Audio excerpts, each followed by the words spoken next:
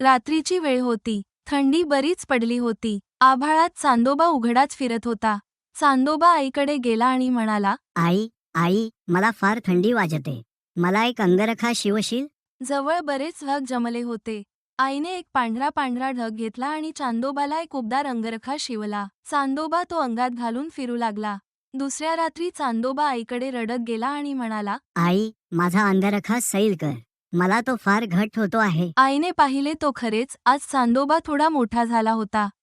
तिने अंगरखा थोडासा सैल करून दिला. त्यानंतर 2 दिवस गेले. तिसऱ्या रात्री चांदोबा फिरून आईकडे रडत गेला आणि म्हणाला, आई, माझा अंगरखा आणखी सैल कर. मला तो फार घट्ट होतो आहे. चांदोबा आज आणखी मोठा झाला होता. आईने अंगरखा आणखी सैल केला. असे 15 दिवस झाले. रोज रात्री चांदोबा मोठा होई आणि रोज आईला अंगरखा सैल करावा लागे. तिसऱ्या रात्री चांदोबा आईला म्हणाला, आई ग, आज मला अंगरखा सैल होतो आहे. जरा घट्ट कर. आईने पाहिले तो खरेच आज चांदोबा जरा लहान झाला होता. आईने अंगरखा जरा घट्ट केला. त्या रात्रीपासून चांदोबा लहान लहान होत चालला.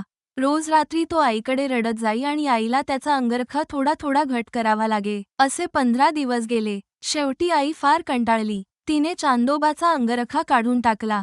तेव्हापासून चांदोबा आपला आभाळात उघडाच फिरत असतो.